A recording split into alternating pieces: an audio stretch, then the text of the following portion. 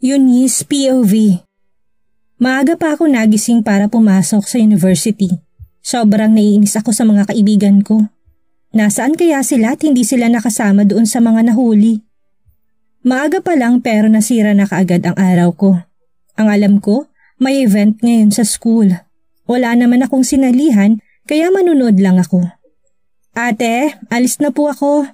Paalam ko kay Ate Micaela.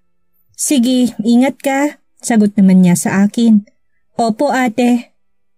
Naglakad ako hanggang labasan pero bago pa ako makalabas ay may kotse na mabilis ang patakbo at saktong dumaan sa may tubig. Ah! Inis na sigaw ko dahil nabasa ang pantalon ko hanggang sa suot kong t-shirt. Sa sobrang inis ko ay kumuha ako ng bato at binato ko ang sasakyan.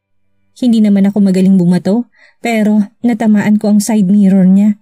Nakita ko naman na tumigil ito at nagmaneho pabalik hanggang sa makarating sa pwesto ko. Bumaba ang driver. What the heck is you? Ikaw? Panabay naming sigaw. Napasabunot ako sa buhok ko sa inis. Tinignan ko siya ng masama. Hindi ako makapaniwala na siya kagad ang bubungad sa akin. Ikaw pang may ganang magalit ngayon. Galit na bulalas niya sa akin. At bakit ako hindi magagalit sa iyo? Para ka may-ari ng daan? Ikaw itong sumira ng side mirror ko, sabi niya sa akin. Kasalanan mo rin. Nakita mo to? Basa, di ba? Ikaw ang nanguna sa ating dalawa. Galit na sabi ko sa kanya. Nakita kong tumingin ito sa dibdib ko at napalunok pa to. Bastos! Sigaw ko sa kanya habang hinahampas ko siya. Stop it! Tumigil naman ako. Hindi na nga masarap ang tulog ko tapos ganun din ang araw ko. Sobrang malas ko talaga at ang lahat ng yun ay nagsimula ng makilala kong pulis patola na ito. Bayaran mong nasira mo, sabi niya sa akin sabay lahad ng palad niya. At ako, paano naman ako? Kung hindi ka parang hari ng kalsada, hindi ko naman ito gagawin. Inis na sabi ko sa kanya. Kasalanan mo rin dahil hindi ka tumabi. Sagot pa niya sa akin. FYI, nasa tabi na po ako. Bahala ka nga dyan.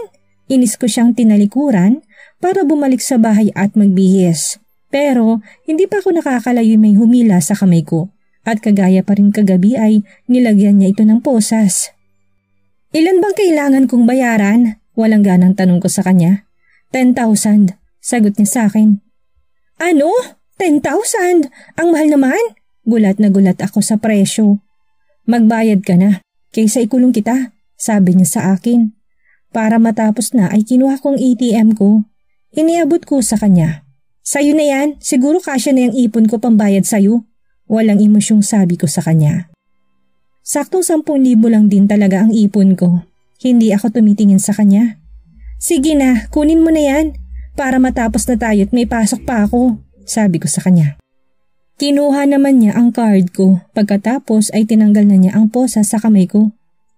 195043. Yan ang pin code niyan. Kukunin ko na lang sa presinto mamayang hapon, sabi ko sa kanya. Bago ako naglakad pabalik sa bahay. Habang naglalakad ako ay tumulang luha ko kasi ang tagal kong pinag-ipunan ng laman noon. O bakit bumalik ka?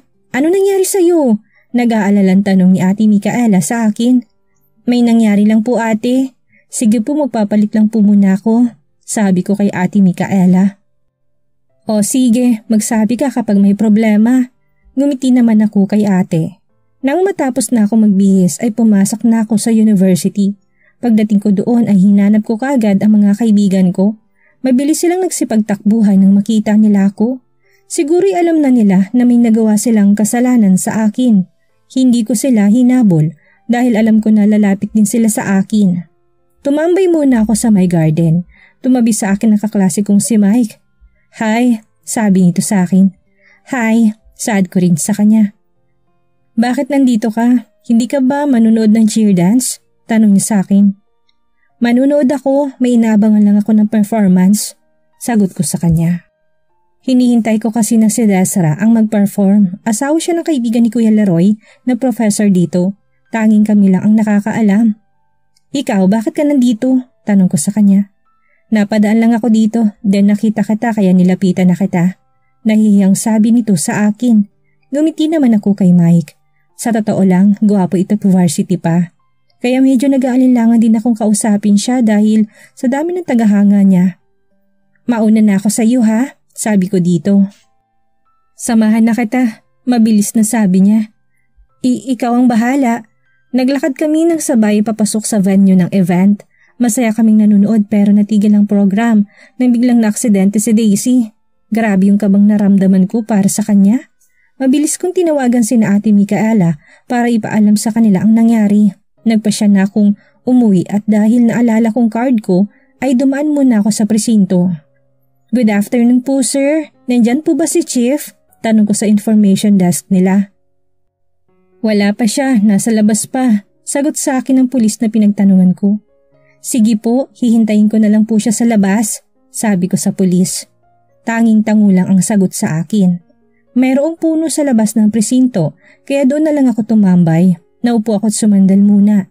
Binuksan kong phone ko at nagsimula akong magbasa ng novel sa app. Hindi ko na malay na nakatulog ako. Nagising ako dahil nang maramdaman ko na may pumapatak na tubig sa balat ko. Nang idilat kong mata ko'y nagulat ako dahil nasa harapan ko lang si mamang pulis. Bakit ka nandito? Tanong niya sa akin.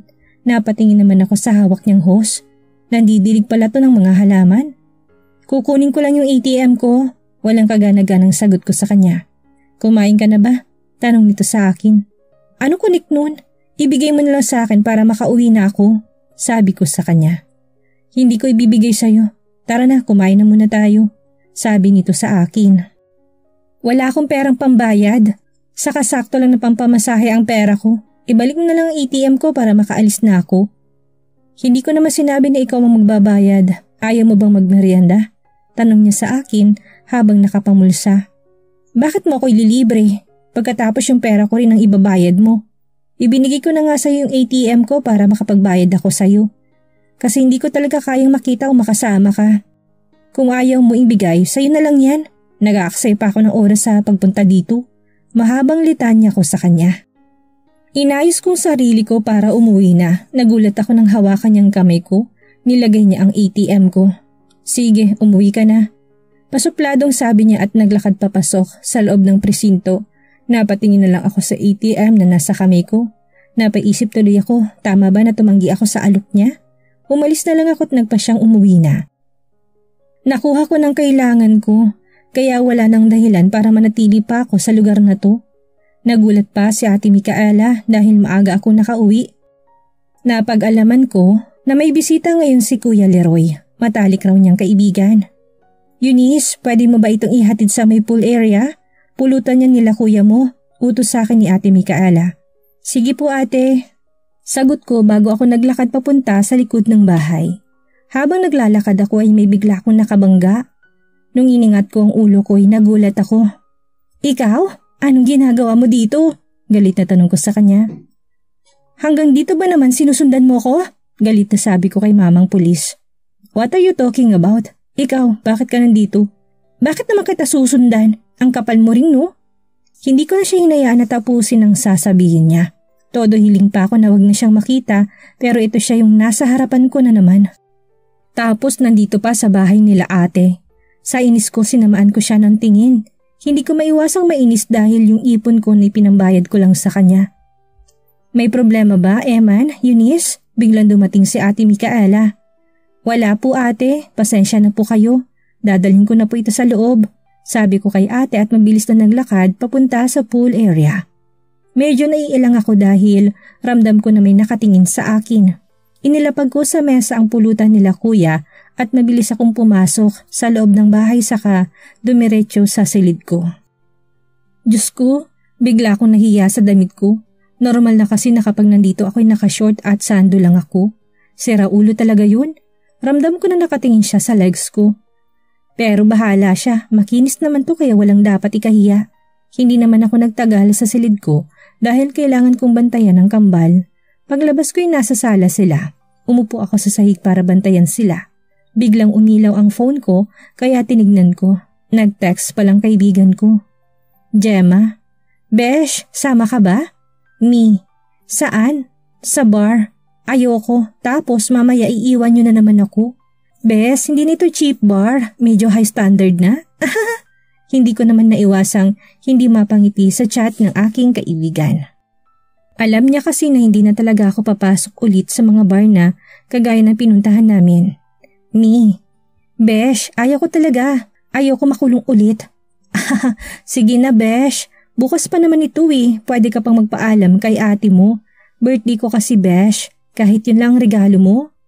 Promise, hindi kita pababayaan kung gusto mo ako na magpaalam kay ate Micaela. Okay, sige magpapaalam ako. Pero siguraduhin mo na wala nang dadampot sa akin doon. Ayoko nang makulong ulit at ang makitang pangit na yun. Promise Besh, sagot kita kaya don't worry. Thank you Besh ha, I love you. Mwah. Aasahan ko yan, I love you too Besh. Hindi ko maiwasang hindi ngumiti kapag si Jem ang kausap ko. Sa lahat na nakilala ko't naging kaibigan ko sa kanya na palagay ang loob ko. Mabait ito't palabiro, taliwas sa personality ko na seryoso. Bigla akong may narinig. Nang tumingin ako sa paligid ay nakita kong paalis na si mamang pulis. Napaismid na lang ako. Kahit kailan papansin talaga. Eunice, pwede ba kitang mautusan? Kinulang na kasi ang alak nila kuya mo. Pwede ka bang bumili? Tanong sa akin ni ate. Sige po at sasamahan ko na lang siya. Biglang sabi ng buwisit na lalaki. Kaya ko na po. Biglang sabi ko sabay diin ang po sa dulo para malaman niyang matanda na siya. Ayaw ko siyang kasama, nakikita ko pa lang siya ay sira na kaagad ang mood ko. Mas mabuti pa nga nasamahan mo siya Eman. Huwag ka lang mag-drive. Si Eunice na lang marunong naman siya at may driver license na rin. Pagsang-ayon bigla ni ate, kaya ang buwisit na lalaki nakita kong ngumiti pa. Sige po ate, aalis na po kami. Labas sa ilong na paalam ko, hindi dahil naiinis ako kay ate kung hindi sa lalaki nakasunod sa akin. Sige, ingat kayo. Pakiingatan si Eunice Eman. Parang nangaasar pa si ate. Kaya ko ng sarili ko ate, sagot ko habang palabas sa pintuan. Alam ko, pero okay din na kapag may nag-iingat sa'yo. Pahabol pa ni ate. Hindi ko na pinansin si ate at sumakay na ako sa driver's seat habang sumakay din si mamang pulis. Nagsimula na ako magmaneho. So, Eunice palang pangalan mo. Ang cool mo habang nagmamaneho ka. Biglang nagsalita si mamang pulis. At dahil attitude ako, hindi ko siya sinagot. Pero sa loob-loob ko'y natuwa ako sa sinabi niya na cool ako. Suplada mo naman, hindi naman maganda. Napapreno ako nang wala sa oras dahil sa narinig ko. Ano sabi mo? Hindi magandang pangalan ko o ako mismo sinasabihan mo na hindi ako maganda? Sa'yo, yung pangalan mo panahon pa ni Rizal? Naiinis na sabi ko sa kanya sabay irap. Nakakagulat ka naman, bigla ka nalang pumapreno. Magandang pangalan ko, pwede mong itanong sa mga babaeng. Wala akong pake. Please lang, kung pwede lang naman ha, itiko mo na lang yung bibig mo. Hindi tayo close para magkwentuhan. Putol ko sa sasabihin niya. Okay po ma'am, sagot pa niya sa akin. Hindi ko na siya pinansin. Ayaw ko nang pahabain pa ang usapan namin dahil nababad trip lang ako. Baka sinis ko ihulog ko siya bigla dito sa gitna ng kalsada. Nagmaneho na ako ulit para pumunta sa grocery store. Pasalamat na lang ako dahil nanahimik na ito. Pagdating namin ay kaagad kaming pumasok. Itong nasa tabi ko'y parang artista, bigla na lang kasing may mga babaeng kinikilig sa tabi-tabi. Hinayaan ko na lang sila, nakasunod lang sa akin si mamang pulis. Ikaw nang kumuha ng mga alak na iinumin niyo, utos ko sa kanya dahil sila rin naman ang iinom kaya bahala na siya. Yes ma'am, sagot niya sa akin, hindi ko siya pinansin. Iniwan ko siya dahil saktong bibili din ako ng mga kailangan ko. May iba ka pa bang bibilihin? Biglang tanong niya sa akin dahil nasa likuran ko na pala siya. Okay na ba yan? Tanong ko sa kanya instead na sagutin ang tanong niya sa akin. Oo, okay na. Sagot naman niya sa akin. Okay, bayaran na natin, saad ko sa kanya. Hahawakan ko na sana ang cart pero kaagad ko ring binawi ang kamay ko dahil naroon palang kamay niya. Sa susunod, huwag kang lalabas na ganyan ang suot. Biglang sabi niya sa akin. Wala namang mali sa suot ko kaya mind your own business. Mataray na sabi ko sa kanya at nauna na akong pumunta sa may counter. Akmang magbabayad na ako gamit ang card na binigay ni ate nang bigla nilang binigay ang card niya sa cashier. Tumingin ako sa kanya. Ako na magbabayad, sabi niya sa akin.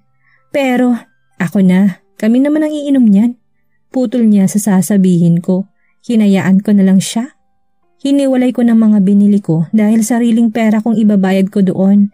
Pero nang magbabayad na ako, hindi na ako pinagbayad dahil itong katabi ko nang nagbayad. Bigla ako nainis pero pinigilan ko lang ang sarili ko na bulyawan siya dahil nandito kami sa loob ng grocery at may ibang tao. Ayaw ko rin naman nang ipahiya siya. Hindi ko siya pinansin at hinayaan ko na siya ang magdala ng mga pinamili namin. Pagkapasok namin na hindi ako kaagad nagmaneho, nilabas kong pera sa wallet ko sabay abot sa kanya. Ano yan? Tanong niya sa akin. Pera, nakikita mo naman hindi ba? Naiinis na sabi ko sa kanya. I know that is money, pero bakit mo ko binibigyan? Tanong niya sa akin. Bayad ko doon sa mga pinamili mo. Just keep it para sa allowance mo, sabi niya sa akin. Kunin mo na kasi, naiinis na sabi ko sa kanya. Itago mo na lang yan. Bakit ba ganyan ka? Biglang tanong niya sa akin. Ayoko nang ililibre mo ko.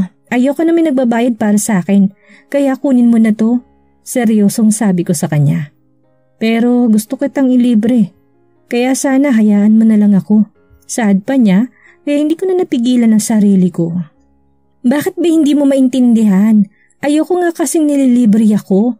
Lalong ayoko dahil galing sa'yo. Kaya sana tanggapin mo na to. Naiinis na parang naiiyak ako. Okay, fine. Mabilis na itong kinuha sa kamay ko. Thank you. Mahinang sabi ko bago ko pinatakbo ang kotse. Tahimik kami pareho hanggang sa makarating kami sa bahay. Pagpasok ko'y kaagad kong pinasok sa silid ko ang mga pinamili ko. Hindi ko na binigyang pansin si mamang pulis. Hindi ako sanay na may nagbabayad o nagbibigay sa akin. Kahit si Ate Micaela ay alam niya yon. Hindi dahil sa pride ko kung hindi gusto kong sanayin ang sarili ko na kayanin lahat ng mag-isa. Hindi habang buhay ay may tutulong sa akin. Hindi ako komportable, lalo na kay mamang pulis. Ayaw ko makipag-usap sa kanya dahil hindi kami close. Higit sa lahat, kuya ko na siya. Iniisip ko pala ngayon na tatawagin ko siyang kuya ay natutuwa na ako. Pangaasar ko na rin kasi yun sa kanya. Eunice, kain na tayo. Tawag sa akin ni ate. Sige po ate, sagot ko sa kanya. Binuhat kong kambal, pero nagulat ako dahil biglang may kamay na kumuha kay Jovan. Ako na magbubuhat kay Jovan. Biglang sabi ni mamang pulis. Sige kuya, salamat. Pasasalamat ko sa kanya pero lihim na natutuwa dahil sa pagtawag ko sa kanya ng kuya. What did you say, kuya? Nakakunot ang noong tanong niya sa akin. Oo, ko. Nalaki ang mga mata ko sa sumunod niyang ginawa. Bastos! Sigaw ko sa kanya sabay lagapak ng kanang kamay ko sa mukha niya. Walang hiya siya, kinuha niyang first kiss ko. Sinamaan ko siya ng tingin dahil nakangiti pa rin ito habang nakatingin sa akin. Kung hindi ko lang hawak ang isang bata ay kanina ko pa siya sinapok. Erereklamo kita, sabi ko sa kanya. Kanino? Saan? Pangasar pa niya sa akin. Ang kapal mo, isusumbong kita sa boyfriend ko. Pagkasabi ko nun ay biglang naging seryosong mukha niya. Do you have a boyfriend? Parang hindi makapaniwala ang tanong niya sa akin. Oo naman, anong tingin mo sa akin? Pangit? Diyan ka na nga, visit ka. Sabi ko sa kanya, bago pupunta sa dining area. Nag-imbento pa tuloy ako dahil sa inis ko. Visit talaga siya. Sa lahat ng pwedeng magnakaw sa first kiss ko, siya pa. Pulis pa naman siya pero magnanakaw siya. Parang gusto ko tuloy hiramin ng samurai ni Ate Micaela. Tatadtarin ko kaya siya ng pino. Tanong ko bigla sa sarili ko. Eunice, okay ka lang ba? Bakit parang nag-aamok ka ng away? Tanong sa akin ni Ate Micaela. Okay lang ako ate. Pero ate kapag ba may kaaway ako, pwede ko bang hiramin yung samurai mo? Tanong ko kay Ate Micaela habang nakatingin kay mamang pulis. Pwede naman. Natutuwang sabi ni Ate Micaela sa akin. Sige po ate, kukunin ko na lang doon anytime na kailangan ko. Narinig kong natawa si ate at Kuya Leroy. Rick, alam mo bang bagay sa iyong mag-asawa na? Tingnan mo, pwede ka na maging tatay. Bagay na bagay sa'yo, biglang sabi ni Kuya. Sa tingin ko rin bro, kailangan ko na mag-asawa. Gusto ko sa babaeng matapang at palaban. Sagot naman ng mamang pulis kay Kuya. Eunice, may boyfriend ka na ba? Tanong sa akin ni Kuya. Napaisip ako. Kanina, sinabi ko sa mamang pulis na may boyfriend na ako. Kaya need ko ng panindigan ng kasinungalingan ko. Meron na po Kuya. Nakayukong sagot ko para hindi nila mahalatang nagsisinungaling lang ako. Talaga? Dalhin mo dito para makilala namin ha? Dalaga ka na talaga, may love life ka na. Masayang sabi ni Ate Micaela sa akin. Sige po ate, nauutal na sagot ko. Sorry po Lord kung need ko pong magsinungaling. Tapos ka na ba bro? Biglang tanong ni Kuya kay Eman. Oo bro, uuwi na ako. Sagot nito kay Kuya. Huwag ka nang umuwi, nakainom ka na't mahirap na mag-drive ng lasing. Eunice, pakisamahan siya sa guest room kapag katapos mong kumain. Sabi ni Ate Micaela. Sige po ate, sagot ko na lang. Eto talaga si ate, uuwi na lang ako, sabi pa ulit ng lalaki. Di umuwi ka, mukhang nagpapapilit ka. Tsk, mga salitang tanging nasa isipan ko lang. Alam mo, matigas din ang ulo mo, para ka ring si Eunice. Sabi ni Ate Micaela kaya matik na tumingin ako sa kanya. Hindi naman ate, pagtatanggol ko sa sarili ko. Tumawa lang silang lahat, ako naman inatawa na lang din. Nang matapos ako'y kaagad kong sinamahan si mamang pulis sa guest room. Tahimik kami pareho, inayos kong higaan niya. Akmang lalabas na ako nang bigla niyang hawakan ng kamay ko. Eunice, tawag niya sa akin. Bakit kuya? May kailangan ka pa ba? Tanong ko sa kanya. Pero biglang kumunot ang noo niya dahil siguro sa tinawag ko sa kanyang kuya. Pwede ba katang yayaing mamasyal? Nagulat ako sa tinanong niya sa akin. Hindi ko kasi inaasahan. Bakit mo ko niyayaya? Hindi naman tayo close para lumabas. At magagalit ang boyfriend ko. Kaya sana wag mo na ako ulit yayayain. Ibang babae na lang, sagot ko sa kanya. Pero ikaw ang gusto ko, sabi pa niya sa akin. Tumingin ako sa mga mata niya. Hindi ko alam pero punong-puno ito ng senseridad. May kakaibang damdamin na namumuo sa loob ko habang nakatingin ako sa mga mata niya. Huwa, hindi ko na natapos ang sasabihin ko dahil mabilis niyang sinakop ang labi ko. Nagulat na naman ako sa ginawa niya. Hindi ako nakapag-react kaagad. Parang may naguudyok sa akin na tumugon sa halik niya. Wala sa sariling gumalaw ang labi ko. Aminado ako na hindi ako marunong humalik kaya medyo nag-aalangan pa ako. Kakaibang nararamdaman ko ngayon. Bago ang lahat ng ito pero hindi ko kayang pigilan ang sarili ko. Ang bilis ng tibok ng puso ko. Parang may nagkakarerahan sa loob. Akin ka na, sabi niya sa akin bago siya pumasok sa loob ng banyo. Naiwan naman ako nakatulala. Nang mahimasmasan ako ay mabilis akong lumabas sa guest room at patakbong pumasok sa silid ko. Ano ba naman ito? Hindi pwedeng ganito.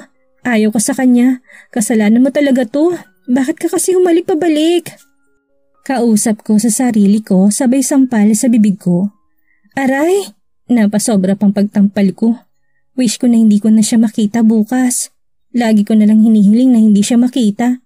Paano ba naman kasi halos araw-araw ko na siyang nakikita?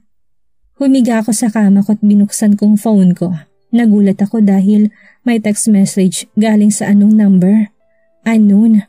Good night babe, see you tomorrow. Nalaki ang mata ko sa nabasa ko. Naisip ko na may baka na wrong send lang pero may dumating ulit na isa pa. Unknown. Ako maghahatid sa'yo bukas. I don't care about your boyfriend. Liligawan pa rin kita. Sweet dreams. Dahil sa nabasa ko, nalaman ko kagad kung sinong nag-text sa akin. Walang iba kundi si mamang pulis. Nagsimula akong magtipa ng text pero kaagad ko ring binura. Paulit-ulit lang ang ginawa ko hanggang sa pinatay ko na lang ang phone ko. Mukhang magugulo ang tahimik kong buhay. Hindi ako pwedeng lumandi dahil nag-aaral pa ako.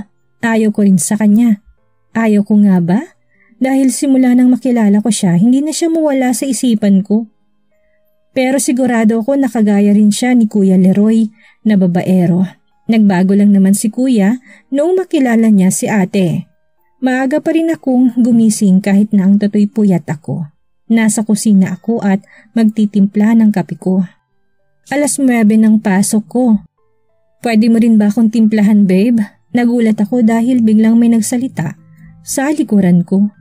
By the way, good morning babe, sabi pa niya ulit sa akin.